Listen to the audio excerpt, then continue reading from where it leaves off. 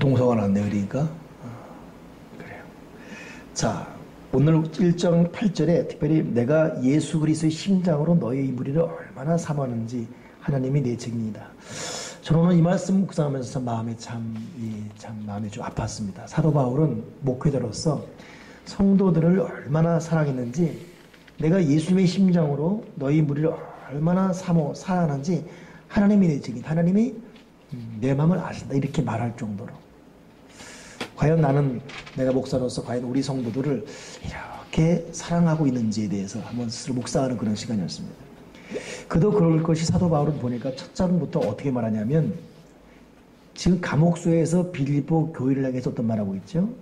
모든 성도와 또한 감독들과 집사들에게 편지하는데 너희 모든 사람에게 은혜와 평강이 있기를 바란다. 그리고 7절에는 이와 같이 너희 무리를 위해 내가 생각하는데, 3절에 너희를 생각할 때마다 하나님께 감사한다. 그러니 사도 바울은 얼마나 이 참 사람들을 생각할 때 사랑이 많았고 그냥 생각할 때마다 감사가 넘치고, 그러니 사도 바울은 비록 몸은 감옥에 갇혀 있었지만 그 마음은 천국이었습니다. 이 참 복되고 부러운 삶이잖아요. 감옥에 갇혀 있지만, 못 먹지만, 자유도 없지만 정말 믿음의 사람이 되고 이 속에 사랑이 가득하니까 밖에 있는 모든 사람을 생각할 때마다 그냥 감사밖에 안 나와요. 그리고 그 사랑이 진실임을 하나님이 안다, 그렇게 말할 정도로. 전두환 대통령, 노태우 대통령, 이 두 사람이 대통령 끝난 다음에 감옥소 갔지 않습니까? 근데 그 이후에 전두환 씨는 21일을 금식했어요. 노태우 씨는 밥을 다 먹었습니다. 근데 그 이유를 알고 보니까 회개하는 마음으로 한 게 아니라 전두환 씨는 스스로 열받아가지고 분통이 터져서 대통령까지는 내가 이 감옥에 다니, 이 분통이 터가지고 21일. 그래서 신문고 사설에 내가 지금도 그 청년 때인데 기억나는 것이, 진짜 이 사람 독한 사람이다, 그렇게. 근데 사도 바울은 그런 게 아니에요. 성질나고 분통이 터지는 게 아니라 그냥 이 속에 천국이 되다 보니까 생각할 때마다 감사하고 이 속에 사랑이 넘치고, 그리고 그들에게 하나님의 영광과 찬송이, 너에게 의의 열매가 가득하기를 바란다. 저도 여러분 이런 마음으로 살길 바랍니다. 누군가를 생각할 때 막 성질나고 분노가 나고 막 우라통 터지고, 근데 문제는 우리가 그렇게 여기는 그 사람은 나의 이 마음을 몰라요. 결국 그렇다는 것은 손해는 자기가 보는 것입니다. 화내면, 미워하면, 열받으면, 분통내면 손해는 자기가 보지 그 대상은 모르기 때문에 유유자격하게 그냥 잘 살아갈 뿐입니다. 나만 성질나요. 그렇기 때문에 우리가 예수님을 잘 믿고, 복잡스러운 참 고통스러운 일이 많이 일어나지만 이 속에 천국을 유지하고 항상 누군가를 생각할 때마다 감사할 수 있는 마음, 어떻게 나한테 이럴 수 있나라고 분노와 배신감 때문에 막 괴로워하는 마음보다는 사랑이 있고 감사가 있는 마음이 얼마나 중요한지, 오늘 저도 여러분도 오늘 사도 바울 같은 이런 마음, 천국의 마음이 이루어지기를 주님의 이름으로 간절히 부탁을 드립니다. 나에게 그런 마음을 주시옵소서. 자, 11절부터 계속 읽으세요.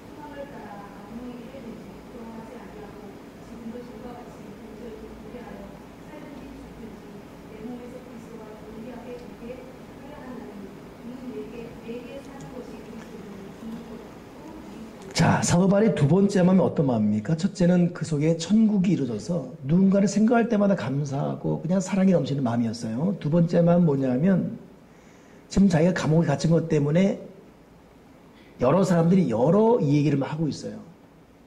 근데 그런 것을 개의치 않습니다. 여러분, 믿음에 굳게 있는 사람들은 남이 나에 대해서 어떻게 평가한다 말한다 여기에 별로 신경을 안 써요. 근데 믿음이 병이 들고 인격적인 장애가 있으면 남의 말에 의해서 많이 흔들거립니다. 그 평가가 좋게 나오면 괜찮은데 그렇지 않으면 견디지를 못해요. 믿음에 깊이 들어간 사람들은 남의 평가 그렇게 생각지 않습니다. 이 사람의 관심은 살든지 죽든지 내 몸에서 그리스도가 존귀 되는 것, 내게 사는 것이 그리스도니 죽는 것도 유익하다. 그냥 어찌된 방법이 있는지 예수님이 증거된다. 이것이 그 사람의 관심이지 다른 사람이 내 인격, 내 성향, 내 삶, 내 재산, 내 자녀, 내 가정, 내가 한 행사에 대해서 어떻게 평가한다? 이거 여러분 신경 쓸 게 없어요. 그냥 살든지 죽든지 예수 그리스도가 전파되는 것 여기에. 그리고 어찌됐든 너희가 나를 욕하건 말건 예수님이 증거되면 내가 욕을 먹어도 괜찮고 예수님이 영광 받으신다면 내가 고통스러워도 괜찮고 아무렇지 않다 이것입니다. 그래 사도 바울의 이 마음가짐, 여러분 이게 얼마나 참 자유로운 마음이에요. 이런 마음을 갖고 사는 것이 이 시대를 지혜롭게 살고 승리하는 비결이지요. 그러나 전반적으로 세상 모든 사람은 그렇지 못해요. 이번에 국정원에서 자살한 사람도 그 참 의구심이나 미심쩍으면 참 많은 참 안타까운 죽음이에요, 사실은. 그 국정원 내에서도 꼭 저렇게까지 죽을 필요 있는가, 그럴 필요 없었는데라고 하고 있고, 그러다 보니까 그 죽음의 진위에 대해서 지금 안철수 씨 컴퓨터 전문가인 그분과 한판 승부해졌습니다. 국정원은 단체적으로 항의하고 있지만 안철수는 그렇게 하지 말고 30가지의 분명한 질문에 답하라. 질문에 답하라 이렇게 막 논리하고 있잖아요. 참 어느 거 진인지 이제 참 앞으로 가서 참 그런데 문제는 그러한 이 죽음들.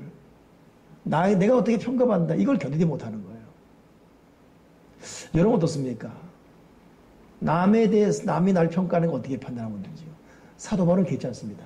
이런저런 하나님께서 알아주시면 되는 것이고 살든 죽든 예수 그리스도가 증거되면 된다.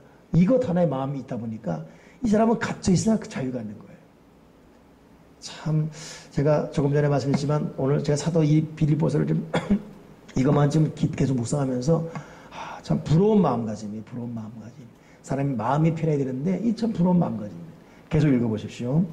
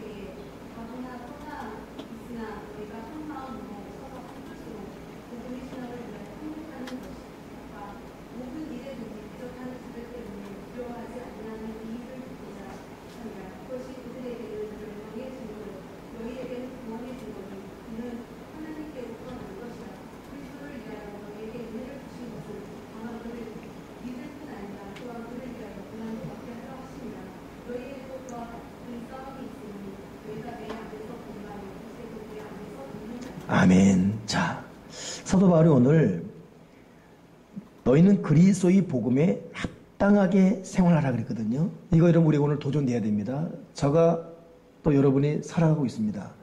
복음에 합당하게 살아가게 해주시옵소서.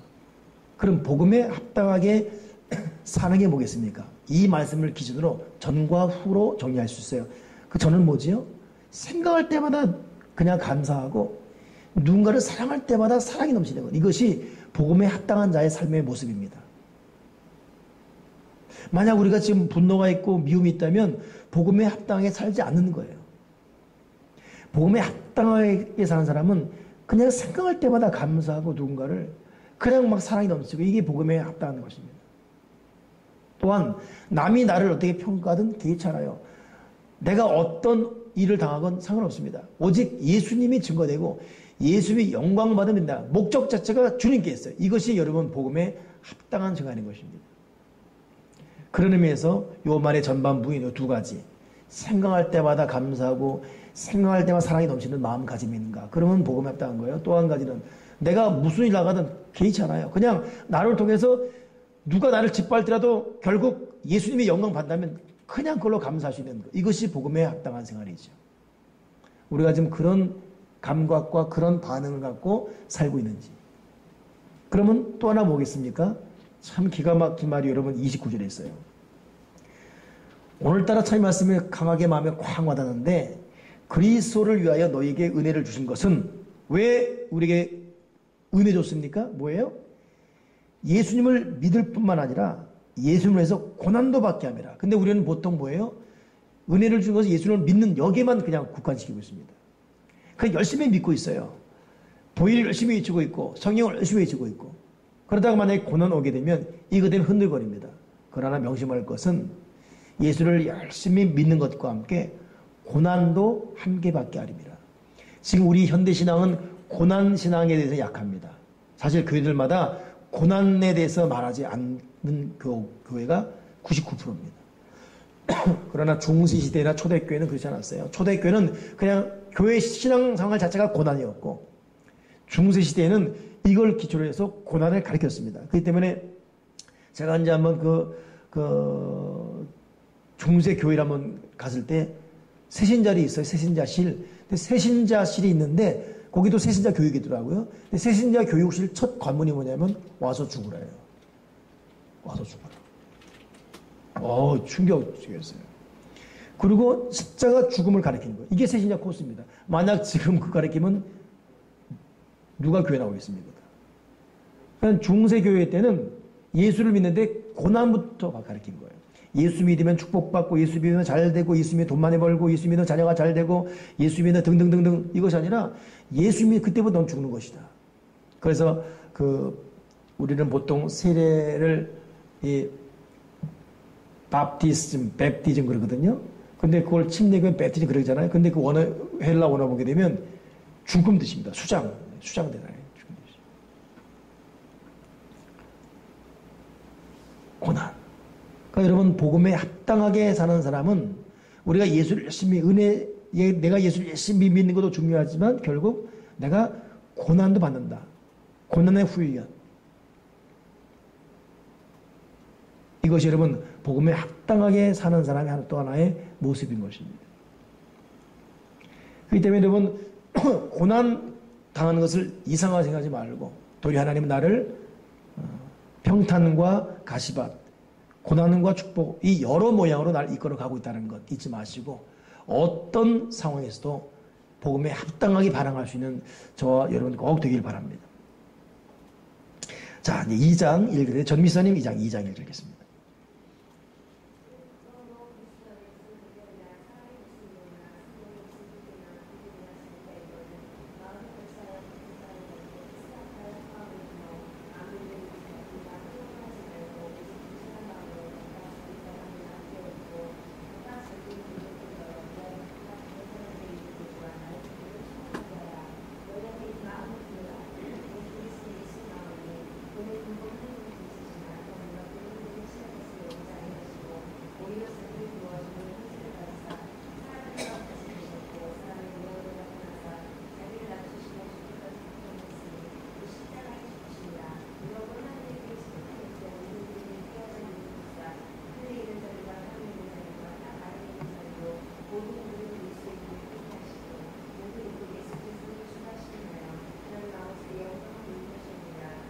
아멘. 자, 11절까지. 자, 사실 제가 오늘 이 빌립보서를 많이 읽었던 이유 중에 하나가 여기 바로 있습니다. 내일이 복날이죠. 맞나요? 모르셨습니까? 예. 저도 몰랐어요. 모르고 삽시다. 그냥 뭐 알면 뭐 할 거예요. 먹을 돈도 없는데. 그러다 보니까 양주시 연합회 총무 목사님이 임원들 전화 온 거예요. 내일 복날인데 자기가 점심 싸겠습니다라고 연락이 온 거예요. 그래도 목사들 어떻게 개를 먹겠습니까? 그러다 보니까 우리 요 카페 앞에 그 선녀와 나무꾼이라는 거 있잖아요. 거기서 그분이 사는 거예요. 그래서 점심시간에 이용해서 잠깐 만난 거죠. 12시부터 1시까지. 근데 항상 느끼지만 이 연합회는 각 교단 대표들이 모여요. 이 지역의 각 침례교 대표, 선교. 그러다 보니까 나이에 많고 적음 간에 자기 교단의 위상 때문에 말이나 이런 거에 조심이 있고 너무 조심하다 보니까 참 보이지 않는 신경전이 있습니다. 그래서 1시간 밥 먹으면서 오면 탈진돼요. 이거 내가 항상 할 때만 느껴요. 도리어 우리 교단 내에서는 선후배이기 때문에 이놈, 뭐 그래요? 막 이러다가 끝나요. 저도 힘들지만 이 타교단하고는 참 그러다 보니까 뭐 설교 준비하기보다는 일단 말씀을 드리면 정리해야 되겠는 거예요. 정리하다 보니까 사실 또 이 말씀. 내가 지금 빌립보서를 계속 묵상하는데 결국 사도 바울은 뭐라고 말하냐면 한 마음은 부어라. 나보다 남을 낮게 여기라. 같은 마음 품고 다툼이나 허영하지 말고 겸손한 마음으로 자기 자신보다 남을 더 좋게 낮게 여겨줘라. 그러면서 어떤 말하고 있죠? 예수님은 하나님과 동등됨을 취할 것을 의지하냐고 자기를 낮춰 종의 형체, 사람같이 되었으며 복종했단 말이에요. 그랬더니 하나님께서 예수님의 이름을 지극히 높여주셨다. 그러니 오늘 사도 바울이 또 하나 말하는 이 바울의 영성이 뭐냐 하면 결국 어느 모임이 있든지 누구랑 있든지 자기보다 상대를 존중히 인격적으로 높여주는 것. 이것이 정말 중요한 신앙의 자세라는 것. 그리고 자기를 낮출수록 하나님이 결국 인생을 높여준다는 것을 잊지 말 것을 말해주고 있습니다. 오늘 저와 여러분이 내 스스로 낮아짐으로 하나님이 높여주는 결국 그런 인격, 그런 복된 삶을 꼭 살길 바랍니다. 자, 12절 계속 읽겠습니다. 읽어보세요.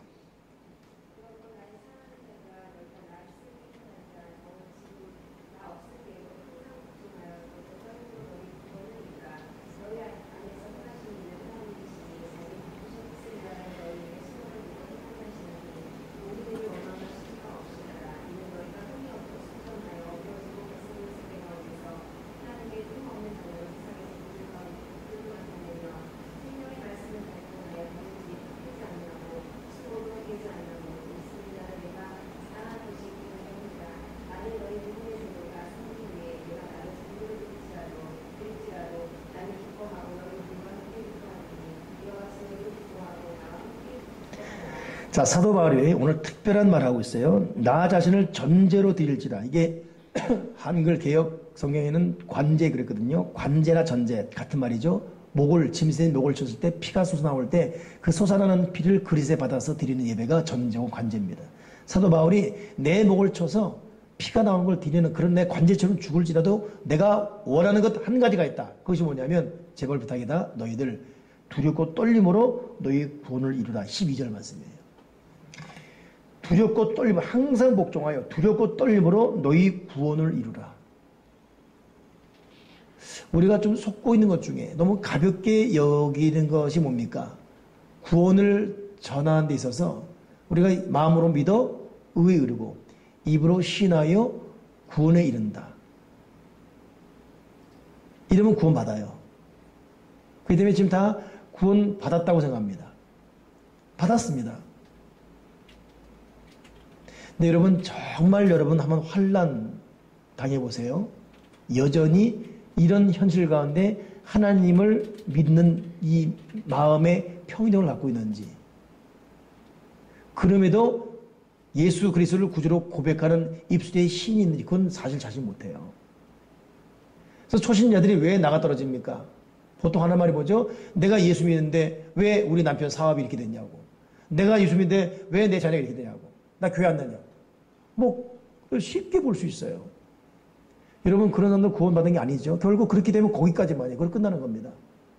이 마음으로 믿고 입으로 신하는 것은 마지막 여러분 우리 인생 다 할 때까지 가야 되는 거지. 이 한 번으로 되는 것이 아니라. 그러니까 여러분 우리가 그 강도도 그 사람이 예수님 당신 나라에 할 때 나를 기억해달라는 이 한마디 때문에 구원받았잖아요. 다행히 그 사람은 마지막 죽기 바로 직전 했기 때문에 구원받은 것이죠. 이 고백을 그 전에 하고서 나중에 에라 모르겠다 예수나 똑같은 팔자나 했다면 구원 못 받은 것입니다.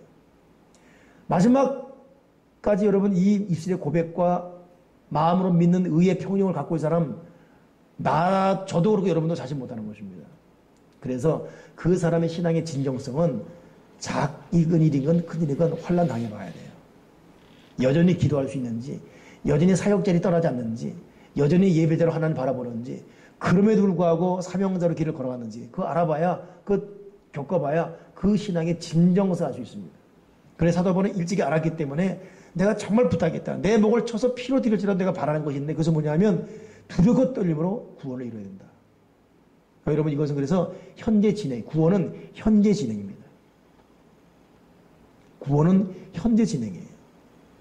그래서 여러분, 여기에 대해서 진실로 지금 이 교묘한 이단적인 이단이었지만 구원파지요.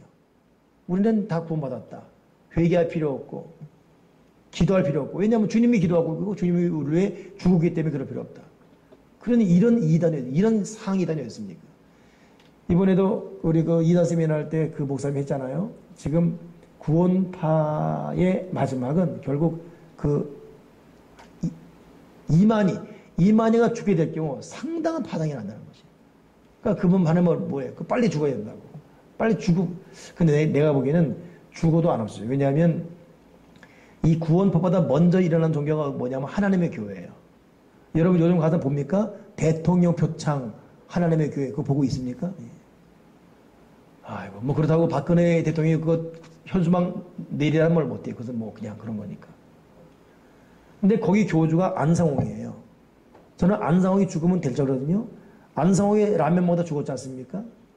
근데 라면이나 냉면 이것 때문에 싸웠지만은 죽었지만 여전히 더 번지고 있어요. 그러니 이단의 교주가 죽는다고 끝나지가 않더라고요. 그러니까. 여전히 계속. 아무도 여러분 구원파는 그런 식으로 사람을 호도하고 있습니다. 그렇기 때문에 그 구원파에는 두렵고 떨림으로 구원을 이뤄가는 현재 진행이 없습니다. 이단이냐 아니냐, 물론 예수를 구주로 고백하느냐, 성령을 인정하냐는 건 있지만은 정말 이단이냐 아니냐 또 하나의 모습은 두렵고 떨림으로 구원을 이뤄가는 현재 진행이 있냐, 아니면 책임의식이 없어요? 난 구원 반대 책임의식이 없는 거. 이것도 여러분 중요한 여러분 평가 기준일 수 있습니다. 기독교는 두렵고 떨림으로 현재 진행이에요. 그렇기 때문에 여러분 우리는 기도해야 되고 말씀 묵상해야 되고 항상 예배자로 사역자로 살아가야 되고. 자, 19절부터 또 읽겠습니다. 읽어보세요.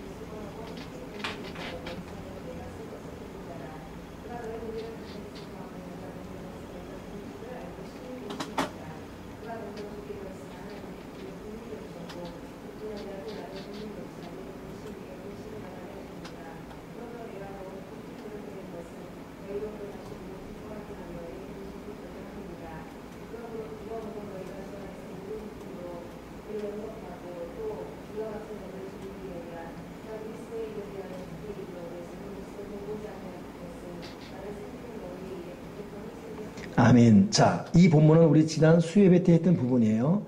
디모데는 여러분 사도 바울에게 감동인 사람입니다. 그래서 사도 바울이 뭐라 말하고 있죠? 디모데처럼 내 마음을 알아주고 내 사정을 너에게 알릴 사람은 디모데밖에 없다. 그러니 여러분 여러분 동료 중에 이 디모데 같은 사람이 있으면 얼마나 좋겠습니까?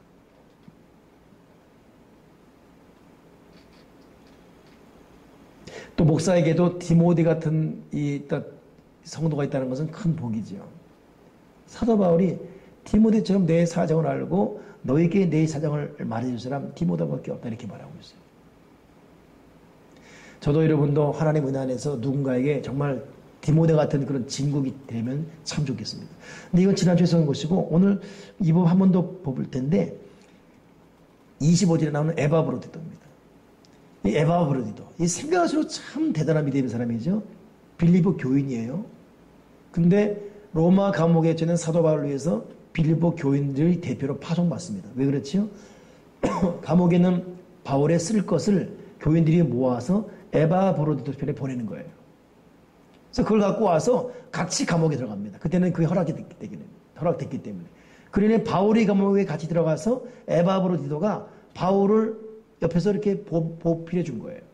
근데 문제는 얼마나 보살펴 주든지 에바브로디도가 병이 들어버렸어요. 바울을 돕느라고 그 로마 감옥에 그 칙칙한 지하 감옥에 있다가 같이 못 먹고 같이 어렵다 보니까 병이 들 정도로. 보통 사람 말하면 사서고생한다고 난리치겠죠. 그러나 이는 영광스러운 헌신과 고난을 서로 겪는 겁니다. 근데 이 병든 걸 갖다가 빌립보 교인이 알아버린 거예요.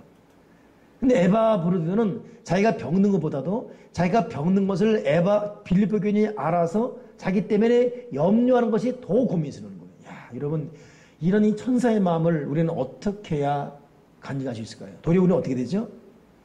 내가 이렇게 병든 거 너희들 알긴 알아? 뭐 우리는 이렇잖아요. 몰라주면 섭섭해하고 내가 이렇게 수고하는데 몰라주면 더 속상하고 섭섭하고.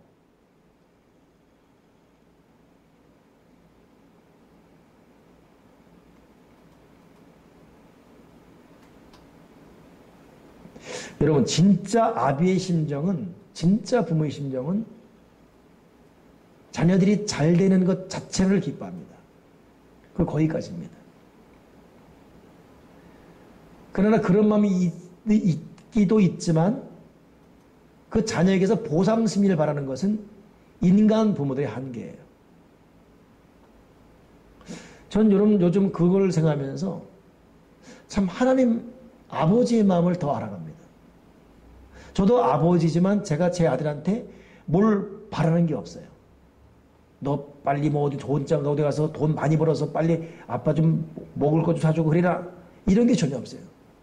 그냥 좋은 직장, 좋은 가정, 또 잘 살면 그걸로 만족하는 거예요. 난 그러면서 참 하나님은 그렇다고 돈 안 줘도 상관없어요. 난 그러면서 야, 이게 부모들의 마음이구나.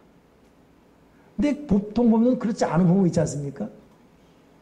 내가 널 어떻게 길렀는데 새끼밖에 모르고 이러다 보니까 괜히 며느리가 싫고 사회가 꼴보기 싫고. 이게 여러분 이렇게 말하면 저도 여러분 나중에 그렇게 충분히 변질을 해줄 수 있습니다.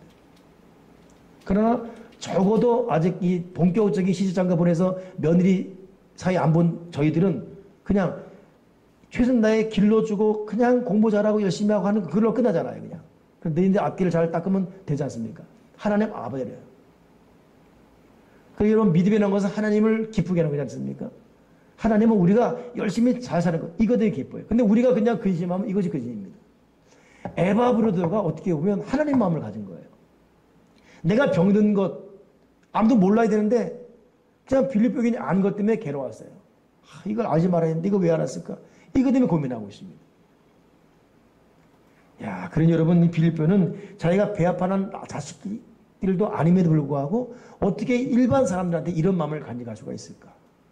우리는 그냥 알아줘야 되고 내 고난에 다 동참해야 되고 내가 뭐 먹는데 너도 너만 먹어? 이런 이 경쟁심리 근본적인 시기에 일통하는 것이 우리 마음인데 에바브로드는 그게 없었어요. 그러니 에바브로드가 얼마나 결국 어떻게 됩니까? 하나님께서 이 사람 질병을 낫게 줬습니다. 낫게 줬더니 이 나은 것 때문에 바울이 뭐라냐면 하나님이 내 근심 위의 근심을 면하게 줬다. 그 결정적인 말하죠. 너희들 앞으로 이런 자를 존귀 여기라. 이 본받는 전이 아니라 존귀 여기라. 여러분 지금 교회에도 지금도 여러 교회에도 정말 참 존경할 만해 이런 사람 대단한 거죠. 근데 정말 존귀 여길 만한 사람이 되는 것, 그 엄청난 축복입니다. 그것이 여러분이 고민이 돼야 돼요. 그냥 여러 일상의 생활에서 남보다 좀 앞섰다라는 것, 이것이 아니라 누군가에게 존귀 여김을 받는 것.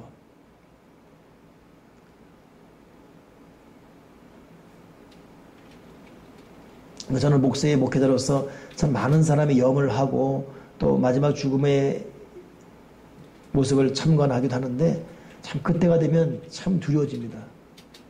그 사람 죽음에 대한 상반된 평가들이 있거든요. 울긴 울지만.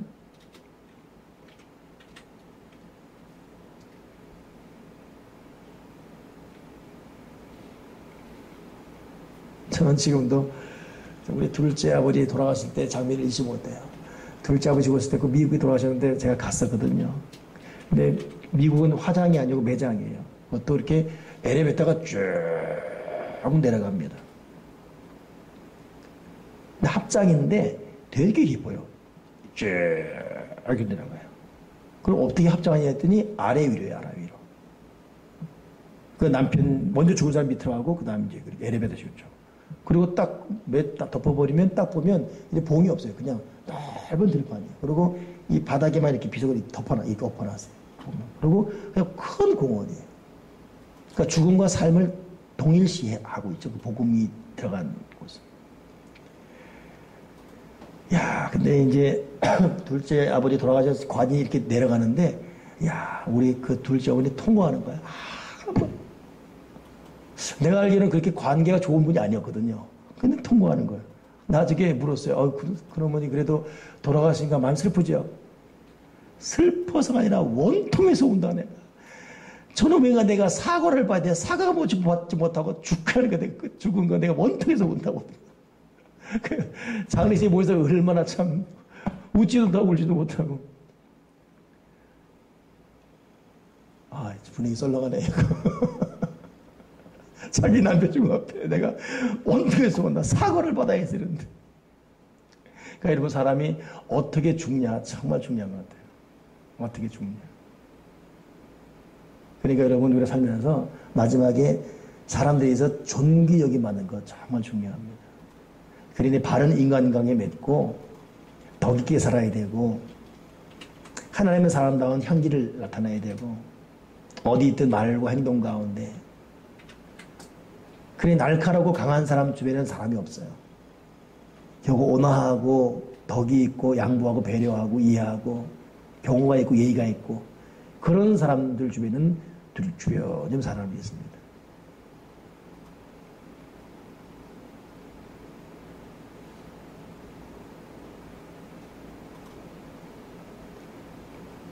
여러분, 사람들에 의해서 존귀 여김 받는 그런 자가 꼭 되기를 바랍니다.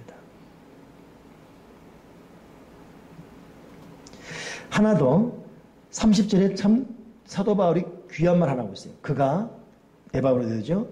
그리스도 일을 위하여 죽게 이르러도. 자, 주님의 일 때문에 죽게 이를 정도로. 우리 그냥 여러분 대강대강 하나님이라고 대강대강 예수님이 있다가 그냥 보편적인 어떤 그 삶의 마지막을 맞이하기보다는 이왕 우리가 예수 믿고 하나님의 사랑으로 살 바에는 우리가 주님의 일을 위해서 죽게 이를 정도로 이런 사역을 하다가 마지막 인생을 정리하게 도와주시옵소서.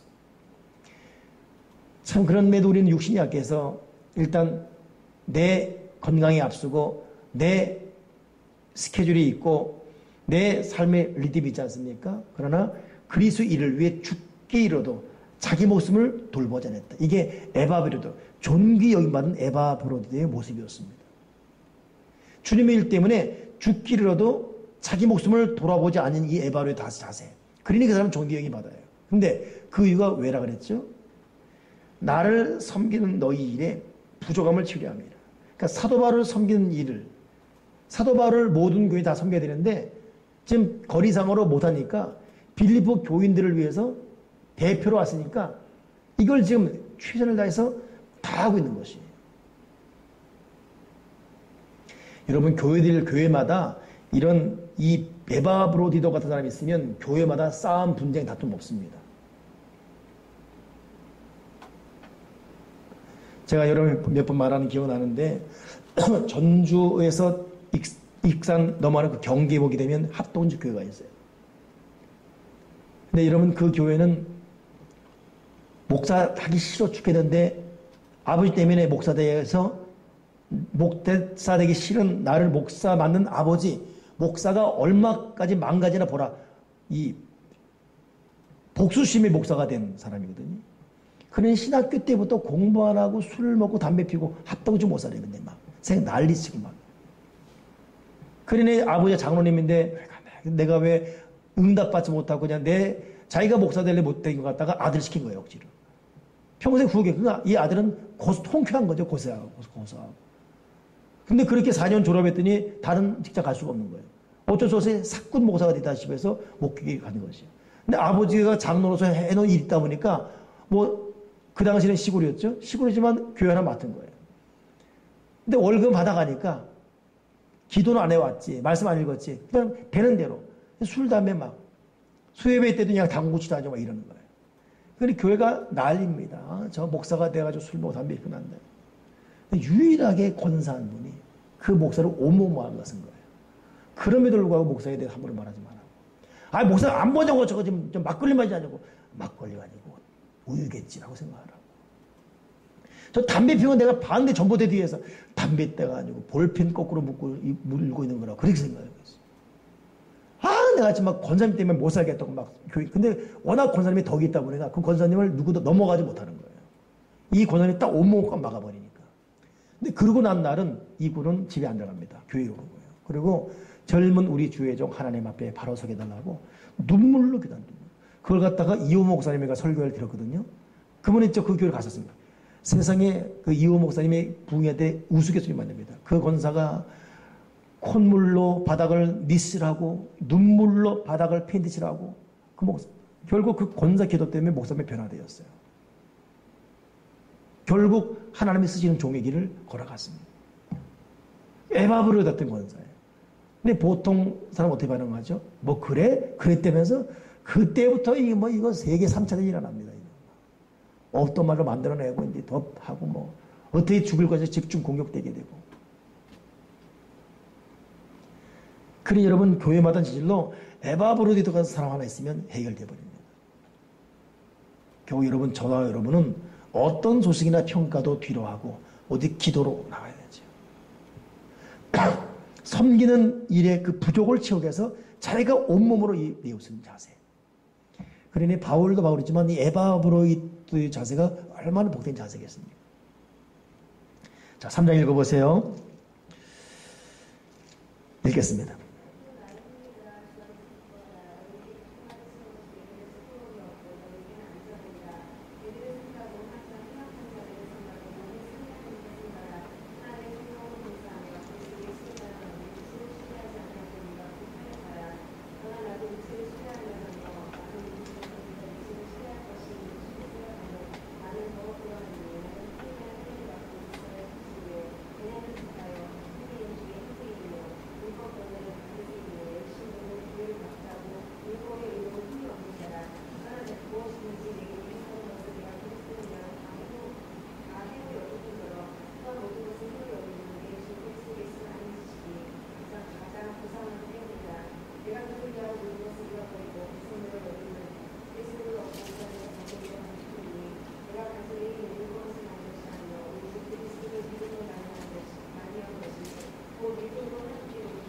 아멘. 자, 오늘 거기까지만 구절까지 봅니다.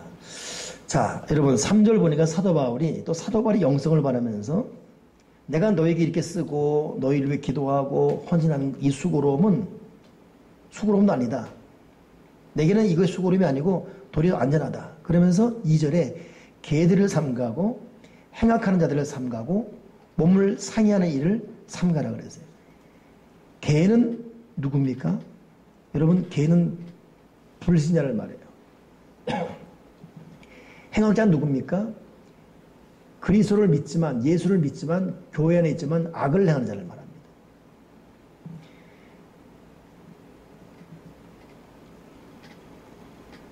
또 몸을 상해하는 게 뭡니까? 거기 보니까 3절에 할례파가 있는데 할례파가 뭡니까?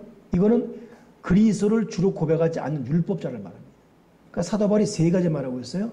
불신자를 삼가라, 믿는다 하면서도 행악한 자를 삼가라, 그리고 그리스도의 주되심을 부인하는 자를 삼가라. 그런 말하고 있어요. 사도 바울 당시에는 이 세 부류 때문에 고민. 특별히 이 자기 몸을 상해하고 육체를 신뢰하며 내가 할례파라 하는 말하는 자들에 대해서 사도 바울이 너희가 그토록 너희가 너희를 자랑하면 나는 너희보다 더 진정한 할례파고 베냐민 지파 중 베냐민이고 히브리 사람은 히브리고 율법으로는 바리새인의 의로운 사람이다. 너희들이 이것도 자랑하는데 나 있는 너희보다 자랑할 것이 더 많다라 말하고 있습니다. 그러나 어느 순간인가 사도 바울에게는 이 모든 것이 다 해로 여겨졌습니다. 해. 아무 쓸모 없는 것이로. 그리고 도리어 이 사람 하나 말이 뭡니까? 나는 무엇인지 내게 유익하던 것을 예수님을 위해서 다 해로 여겼다. 모든 것을 해로 여기면 내가 그리스도 예수를 아는 것이 가장 고상하고 그 안에서 발견되는 것이 가장 큰 아름다움이기 때문에. 그러니 그 사도 바울은 불신자들이나 행악하는 자들이나 예수를 믿는다면서도 진정한 그리스도인이 되지 못한 그들이 자랑하는 그 모든 자랑을 뒤로하고 이전에 자랑했던 거 다 해로이고 나의 진정한 자랑은 내가 예수 그리스도 안에서 발견되는 것. 이것이 나의 큰 자랑이다라고 말하고 있습니다. 여러분, 예수를 믿는다는 것은 버리는 것이죠. 날마다 버리는 작업. 믿음이 깊어질수록 버리는 훈련. 그러니까 여러분, 우리가 하늘나라 나중에 갈 사람으로서 결국은 다 두고 갑니다. 다. 이번에도 강요희 성도 이제 화장까지 하고 이렇게 오는데 박용원 선생님, 권사님 여러분 얼마나 눈물 많습니까? 세상에. 그분은 이렇게 웃다고도 즉시 울더라고. 우리는 좀 심호흡이 있어야 되잖아요. 근데 얘기하다가 즉시 울어요. 그러니까. 그 식구 다 그래요. 근데 염할 때는 여기서 솟아난 눈물 하는 거예요. 그냥 내 걱정되는 거예요. 야, 저 나중에 이 화장할 때는 참 고민이다. 근데 나중에는 세상에 내가 웃음 나와서 감당 못했네요. 불을 다 태우고 이제 2시간 만에 나오잖아요. 나오는데 강요희 성도의 이 유골이 보통보다 2배예요. 보통 쓰레바지에 이렇게 쓱쓱 사면 나옵니다. 그리고 버가지고 빨아가지고 하잖아요. 부는데 가득 찼어요. 한 번에 안 되는 거예요. 그리고 가득 채워주고 한 번 하고 또. 그런데 그 고문, 그게 마지막 보는 모습이니까 울어야 되잖아요. 박용수 목사. 왜 이렇게 많아? 어머머, 야야, 봐. 왜 이렇게 많아? 왜 이렇게 많아? 웃음 나가지고 그래갖고 있는데 그 막내딸도 진짜 되게 많아. 왜 이렇게 많아? 그래서 내가 아니 괜찮았더니 목사님 다 끝났다는 거예요. 다 끝나서 이제는 마음이 위로가 됐기 때문에 괜찮다는 거예요. 야, 봐라. 왜 이렇게 많아? 왜 이렇게, 어머머. 야, 이러는 거예요. 근데 보니까 그 안에서 이만한 쇠 뭉쳐 나와요. 허리에 쇠를 물었더라 보니까. 그런 쇠 나오고 뭐. 그러니까 큰 딸은 그 쇠를 가져가겠다는 거예요. 가져가고 뭐 이렇게 한꺼번에. 보니까 이분이 뭐 뼈대가 굵은 사람 같았어요. 내 뼈대가 굵건 말건, 야, 그냥 한 줌의 재가 되네, 그냥 한 줌의 재가 되는 거야, 한 줌의 재. 우리 그 바로 옆에는 젊은 중사 하나 죽었잖아요. 4살짜리인가, 뭐, 자녀 그렇게 된 하나 있는데, 그냥 죽은 거예요. 막 뒤집어지더라고요. 근데 같이 염했어요? 같이 화장했어요? 비슷하지가 않아요. 결국 한 줌의 재. 그러니까 우리가 가져가는 게 아무도, 그냥 한 줌의 재, 이렇게. 떠들어왔자 한 줌의 재. 그러니 여러분, 우리가 천국 가는 사람으로서 버리는 훈련이 됩니다. 버리는 훈련. 날마다 버리고, 다 배설물로 여기면 우리가 그리스도에 발견되는 것이 가장. 저도 여러분도 예수님 안에서 우리 진정한 생명이 발견되어야 됩니다. 사도 바울은 이거 알았기 때문에 내가 모든 걸 다 해로 여긴다. 나는 그리스도에서 발견되기 바란다. 그러면서 2절에 3절에 그런 말하고 있죠. 오직 하나님의 성령으로 봉사하고 오직 그리스도 예수로 자랑해라. 오늘 저와 여러분이 모든 걸 배수물 여기고 오직 하나님의 성령으로 봉사하고 오직 예수로 자랑할 수 있는 그리고 그리스도 안에서 발견되는 그런 인생을 살아갈 수 있기를 주님의 이름 부탁을 드립니다. 기도하겠습니다. 하나님 아버지, 오늘 빌립보서를 쭉 보면서 사도 바울의 신앙의 이 영성, 그러기에 진정한 믿음이 무엇인지를 우리가 공부하게 됩니다.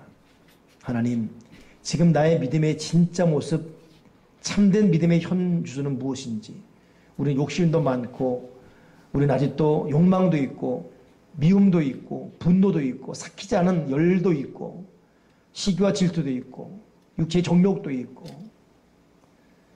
주여 누가 나를 알아주길 바라고 조목조목 1장, 2장, 3장을 읽으면서 사도 바울이 이토록 애가 타게 바랬던 모습과는 정반대 모습들이 많이 발견되고 고백합니다.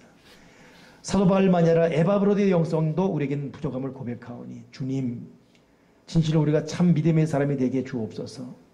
진실로 성령으로 풍성하고 진실로 예수 그리스도를 사랑하고 모든 걸 배설물로 여기고 예수 그리스도 안에서 발견되는 진정한 믿음의 사람이 되게 해주시옵소서.